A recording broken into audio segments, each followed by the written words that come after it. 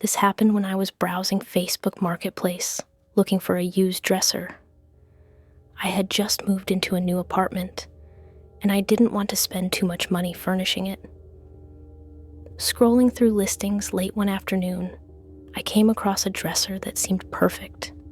The price was reasonable, and the photos looked exactly like what I needed. It was staged in a clean, well-lit bedroom, and the furniture in the background made the place feel lived in but tidy. I checked the seller's profile. They had been on Facebook for years. Family photos, vacation pictures, regular posts. Nothing about it raised any alarms. I sent a message asking if the dresser was still available, and to my relief, they responded almost immediately. We went back and forth for a few minutes. Typical questions about the condition, measurements, and whether it came with any drawers or organizers. Everything seemed normal, so we agreed to meet that evening. About an hour before I was supposed to leave, my phone buzzed. It was the seller. He asked if we could meet a little later than planned. Apparently, he was out and wouldn't be home until after dark. I hesitated for a moment, glancing at the clock. Meeting after dark didn't sit perfectly right with me, but I rationalized it.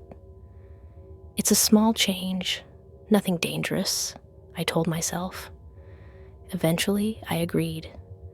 A few minutes later, my phone buzzed again. The seller said he needed to change the address. He claimed it was only a few minutes away from the original one and blamed it on a mistake in the listing. That made me pause.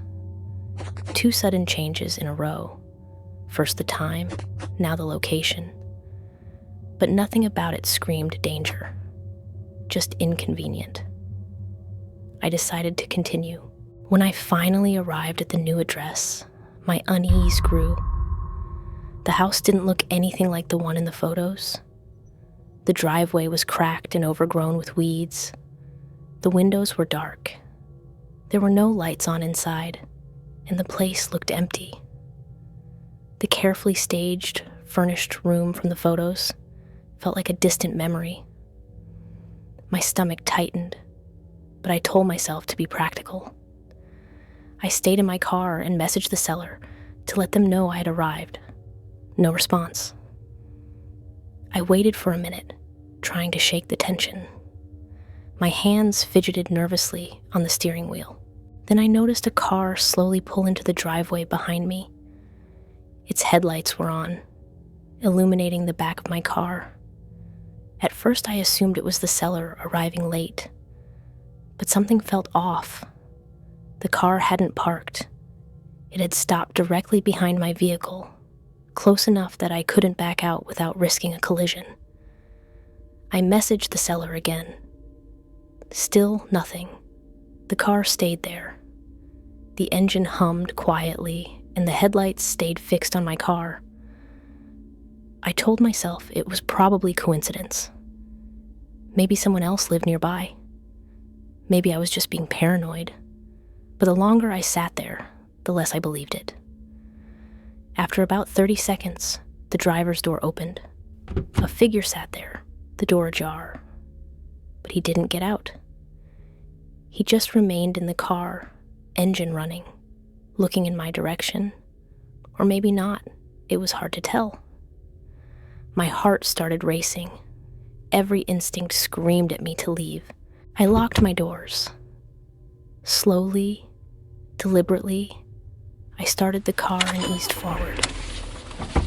I drove onto the edge of the lawn, just enough to get around the car behind me without hitting it.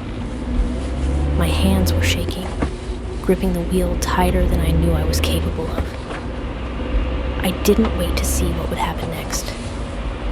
I pulled fully onto the street, glanced in the rearview mirror, and the car was still there. I didn't look back again. I drove straight home, my mind replaying every detail over and over. Later that night, when I felt slightly calmer, I checked Facebook Marketplace. The listing was gone. I tried to find the seller's profile.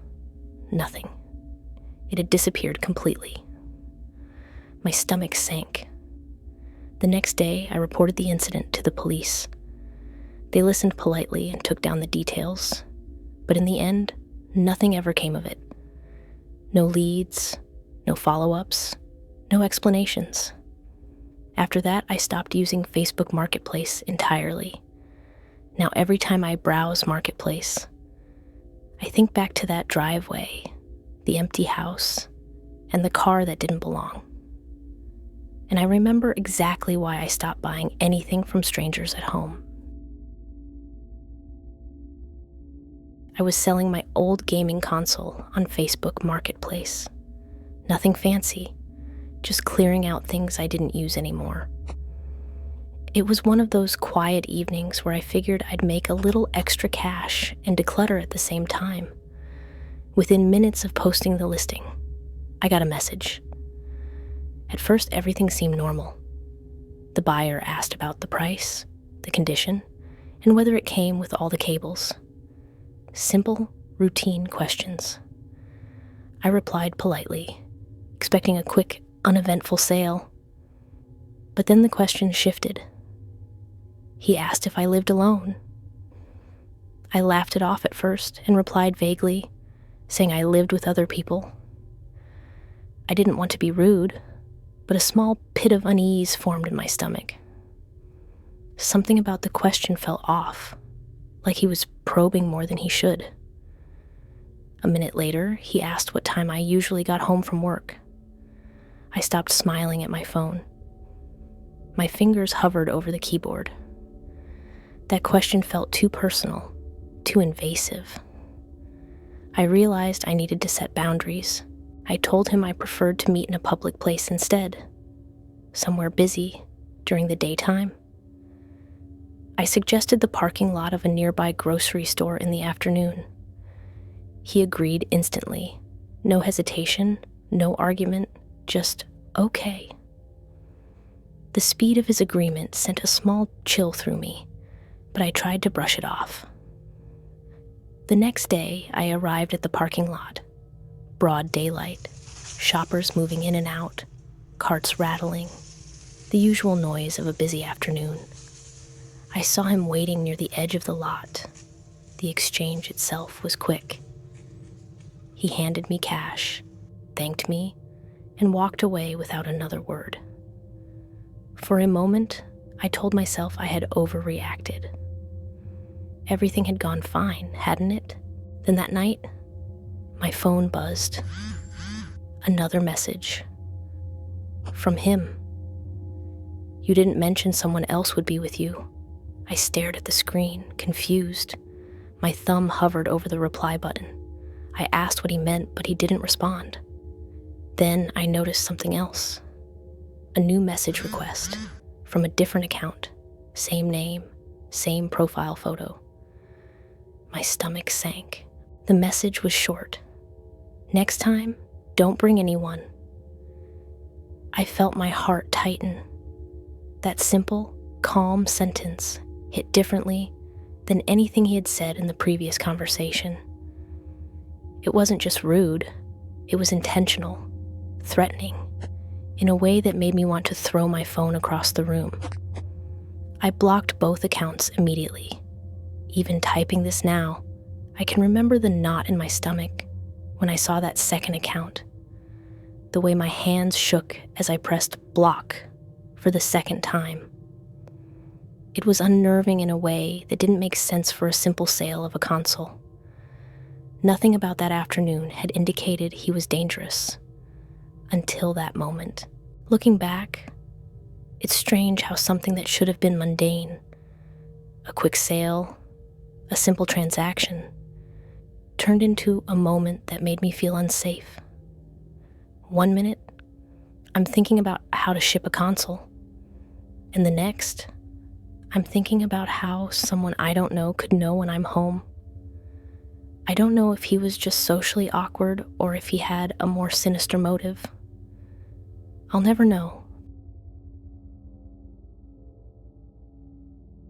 This happened when I was in high school.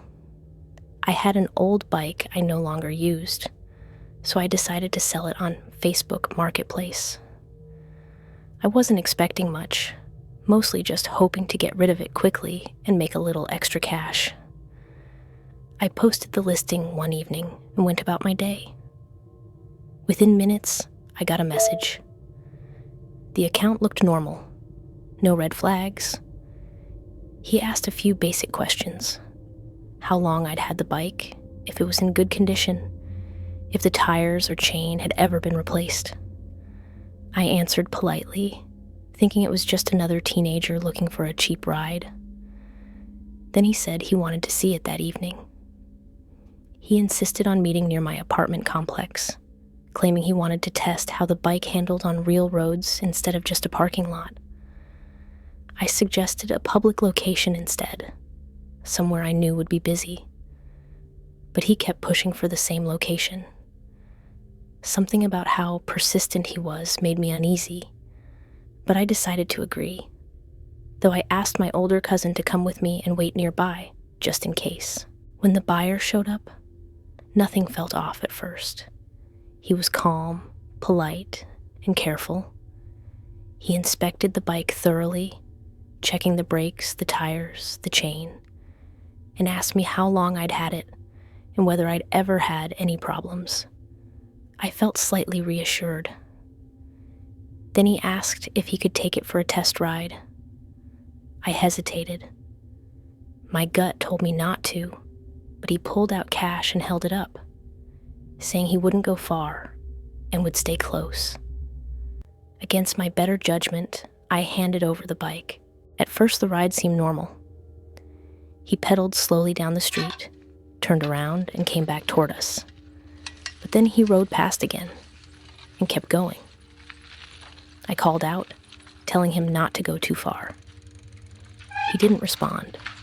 Instead, he turned onto a side road I didn't recognize. I jogged after him for a short distance, trying to keep up, but the streetlights were few and far between. The road became darker and houses grew sparse. My cousin stayed back on the sidewalk, watching from a distance. A few seconds later, the buyer stopped and put one foot on the ground. He turned around and looked at me. Very calmly, he asked if I had proof of ownership with me. I said yes, and told him to bring the bike back. He nodded, then turned the bike around and pedaled in the opposite direction. I shouted after him, but he didn't slow down. My legs burned as I ran after him, but I quickly realized I couldn't catch up. By the time I reached the corner, he was gone. I felt frozen for a moment. I stared down the dark road. The bike vanished as if it had never been there. I walked back to my cousin, who'd been watching the whole time, and together we reported the theft to the police that night. They told me later that this type of theft wasn't unusual. In the area, there had been several reports of people asking for test rides and never returning. Most of the stolen bikes were never recovered. Mine wasn't either. Even now, thinking back, I still get that sinking feeling in my stomach. What started as a simple sale ended with the bike gone, and a sense that something could have gone much worse if my cousin hadn't been there. And if you've had a true scary experience, whether it was a creepy stranger, an unsettling coincidence, or something truly paranormal, I want to hear it. Send your story to the email on your screen and check the description box for details. Your experience may be featured in a future video. Let's share the stories that haunt us. See you in the next video.